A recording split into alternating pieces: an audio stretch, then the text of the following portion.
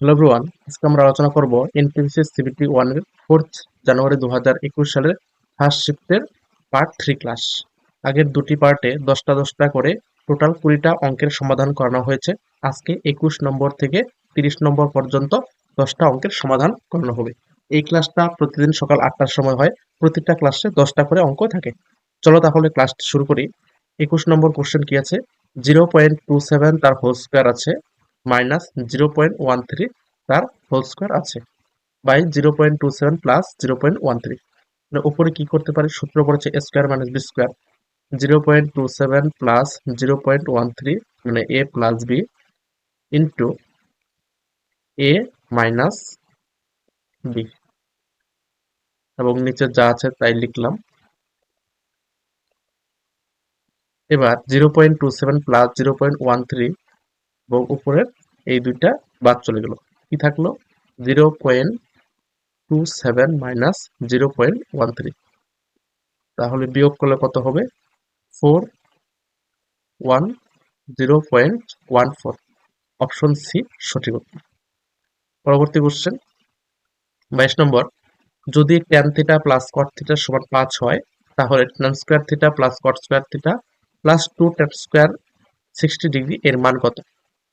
তাহলে এখান থেকে আমরা কি ফর্মুলাতে প্রয়োগ করব? a square plus b square. a square plus b square সূত্র কি? a প্লাস b তার whole square minus 2 a b, ঠিক আছে, plus 2 tan square 60 degree. 2 tan square 60 degree মান কত? √3। তার কি করে দেব? স্কয়ার করে দেব। tan থিটা প্লাস cot থিটার মান কত আছে? 5। তাহলে 5 এর square minus 2 into tan theta into cot theta আমরা কত জানি? 1 প্লাস 2 ইন্টু √3 স্কয়ার মানে কত? 3। তাহলে 5 5 25 মাইনাস 2 অক্ষে কত? 2 যোগ 3 দুগুণে 6। তাহলে 25 মাইনাস 2 আর প্লাস 6 যোগ বিয়োগ করলে কি হবে? প্লাস 4 হবে। 25 এবং 4 কত হয়? 29। সঠিক উত্তর হচ্ছে অপশন বি। পরবর্তী কোশ্চেন 23 নম্বর। একটি ক্লাসে 48 জন ছাত্র আছে। একটি নির্দিষ্ট দিনে শুধুমাত্র 3/8 ছাত্ররা উপস্থিত ছিল, অর্থাৎ 8 ভাগের মধ্যে 3 ভাগ উপস্থিত ছিল। একই দিনে অনুপস্থিতদের সংখ্যা কত হবে? তাহলে 5/8 অনুপস্থিত ছিল, 8 ভাগের 5 ভাগ অনুপস্থিত ছিল, তাহলে টোটাল হলো 8 ভাগ। তাহলে 8 ভাগ মানে যদি 48 হয়, 1 ভাগ মানে কত? 8 দিয়ে ভাগ করতে হবে 6। তাহলে 5 ভাগ মানে কত? 6 দিয়ে গুণ 5 6 কত হবে? 30। ঠিক আছে, অঙ্কগুলো একদম সোজা এবং আশা করি এবারও সোজা অঙ্কই থাকবে। তবে অঙ্ক যদি বাড়িতে প্র্যাকটিস না করো, সোজা অঙ্কও তোমার কাছে কঠিন লাগবে। প্র্যাকটিসের মাধ্যমে তোমাকে অঙ্ককে বুঝতে হবে কিভাবে অঙ্ক করলে কম সময়ে করা যায়, এটা তোমাকে বুঝতে হবে। ঠিক আছে, সেজন্য প্রিভিয়াস ইয়ার্স এর কোশ্চেন সলভ করা কিন্তু অত্যন্ত জরুরি। সেজন্য প্রতিদিন সকাল 8টায় এই প্রিভিয়াস ইয়ার্স এর একটা সেশন পাবে। তোমরা অবশ্যই সেশনটাকে কন্টিনিউ করো। 24 নম্বর। 15 গুণন 14 মাইনাস 30 প্লাস 3 স্কোয়ার প্লাস 17। তাহলে ব্রেকেটের কাজটা আগে করবো। 3 3 9 এবং 17 হবে 17 এবং 9 7 9 16 26। তাহলে তারপর গুণ করব, গুণের কাজ করতে হয়। 15 আর 14 গুণ করলে কত হবে? 4 15 60, 15 15 15 6 হলো 21।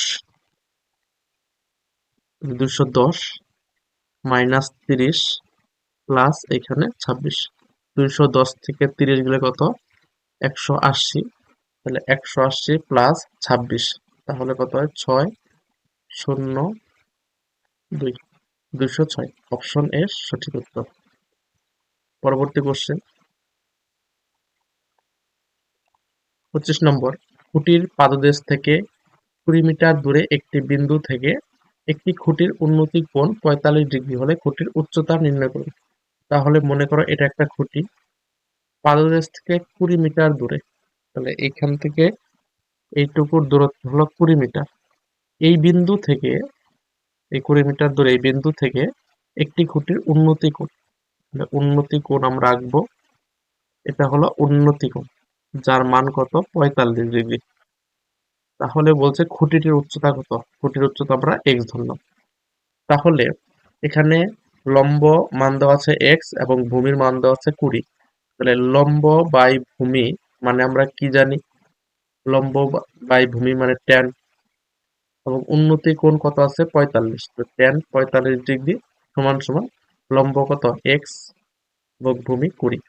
তো ট্যান 45 ডিগ্রি মান কত? 1।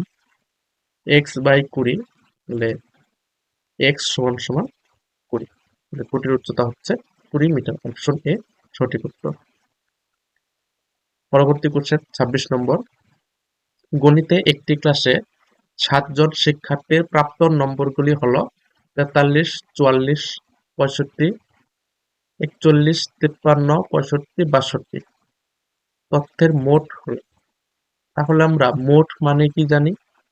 মোট মানে সংখ্যাগুরু মান, সংখ্যাগুরু মান। এটা হলো মোডের বাংলা অর্থ। মোট মানে সংখ্যাগুরু মান, এই মানটা জানলেই অঙ্ক হবে। তাহলে সংখ্যাদের মধ্যে গুরু, এটা মনে রাখতে হবে, গুরু মানে কি? বড়। অথবা এই ক্ষেত্রে অঙ্ক হবে কোন সংখ্যাটা সব থেকে বেশি বার আছে। 43 একবার আছে, 44 একবার আছে। দেখো এই 65 সংখ্যাটি 2 বার আছে, তাহলে এই 65 বেশি বার আছে। তাহলে 65 দুজন পেয়েছে। তাহলে যে সংখ্যাটি বেশি বার থাকে সেটাই সংখ্যাগুরু মান বা মোট। তার উত্তর হচ্ছে অপশন বি, 65। 27 নম্বর। একটি কোম্পানির 15 জন পুরুষ কর্মচারী বা 20 জন মহিলা কর্মচারী 26 দিনে একটি প্রকল্প সম্পূর্ণ করতে পারে। প্রকল্পটি সম্পূর্ণ করতে 30 জন পুরুষ কর্মচারী এবং 12 জন মহিলা কর্মচারী একসাথে কতক্ষণ সময় নেবে? তাহলে আমরা পুরুষ এবং মহিলা এফিসিয়েন্সি বের করব। এবং 20 কাটি করি, 3 পাঁচা 15 এবং 4 পাঁচা 20। অর্থাৎ 3 জন পুরুষ মানুষ যে কাজটা করে সেই কাজটা করতে 4 জন মহিলায় একই সময় লাগে। তাহলে প্রকল্পটি সম্পূর্ণ করতে 30 জন পুরুষ কর্মচারী 12 জন মহিলার কর্মচারী একসাথে কতক্ষণ সময় নেবে? পুরুষকে আমরা মহিলা করে নেব, ঠিক আছে? তাহলে এখানে 20 জন মহিলার 20 জন মহিলার সময় লাগে 26 দিন। একজন মহিলার সময় লাগবে 26 গুণন 20 দিন। এবং এখানে 12 জন মহিলা আছে, 12 প্লাস, এবং 30 জন পুরুষ বলেছে। তাহলে আমরা 10 যদি গুণ করি, 3 10 30 জন পুরুষ হয়। তাহলে এই দিকেও 10 দিয়ে গুণ করতে হবে। 4 10 40 জন মহিলা, ঠিক আছে? তাহলে 12 জন মহিলা লিখলাম এবং 30 জন পুরুষ সমান 40 জন মহিলায় কাজ করে। তাহলে আমরা এখানে 40 নেব, কারণ এখানে প্রথমে মহিলা নিয়েছি। তাহলে 40 আর 12 কত হবে? 52। তাহলে 52 জন মহিলায় কাজ করলে সময় লাগবে 52 ভাগ হবে 13 দুগুণে 26, 4 তেরো 52, 4 পাঁচা 20, 5 দুগুণে 10। অর্থাৎ সঠিক উত্তর হচ্ছে অপশন বি, 10 দিন। পরবর্তী কোশ্চেন 28 নম্বর। দুটি সংখ্যার যোগফল 16 এবং তাদের গুণফল 63, তাদের অন্যকের যোগফল কত? তাহলে 63 কে যদি ভাঙি কি পাই? 21 গুণন 3 পাই, 1 গুণন 63 পাই, এবং 7 গুণন 9 পাই। এবার দেখবে কোন জোড়াটা নিলে যোগফল 16 হয়।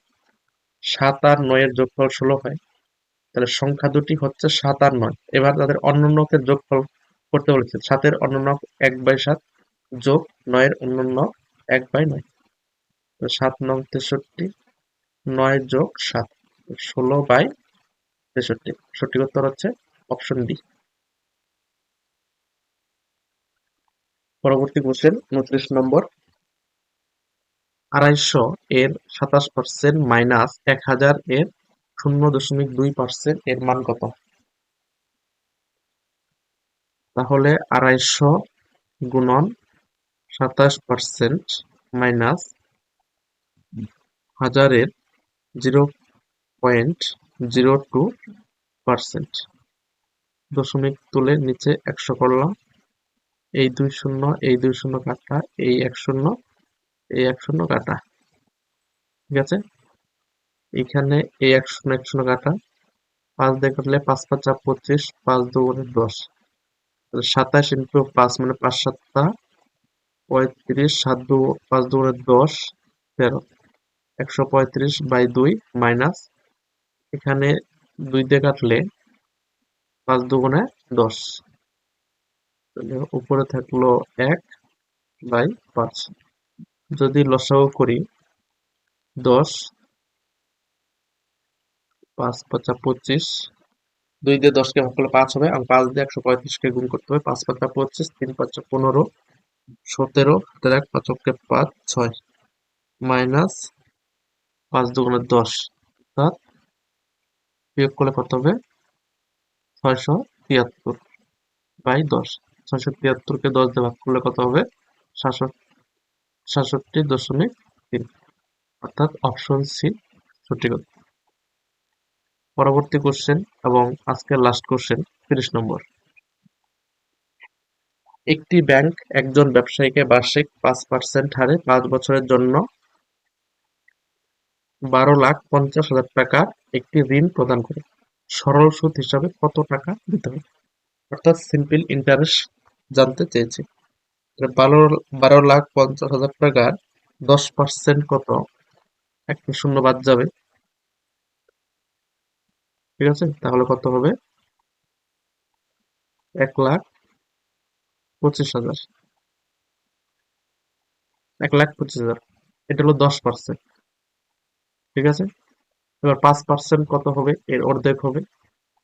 তাহলে 12 অর্ধেক 6 এবং 5,000 অর্ধেক 2500, 62,500 টাকা। এটা হলো 1 বছরের সুদ। তাহলে 5 বছরের সুদ, 5 দিয়ে গুণ হবে। 500 শূন্য, 500 শূন্য, 5 5 25, 5 2 10, 12, 36, 31, অর্থাৎ 3,12,500 টাকা। অপশন বি সঠিক উত্তর। ঠিক আছে? ক্লাসটি ভালো লাগলে লাইক করে দেবে এবং বন্ধুদের মাঝে শেয়ার করে দিও, এবং দেখা হচ্ছে আগামীকাল সকাল 8টার সময় পরবর্তী নেক্সট ক্লাস নিয়ে। Thank you.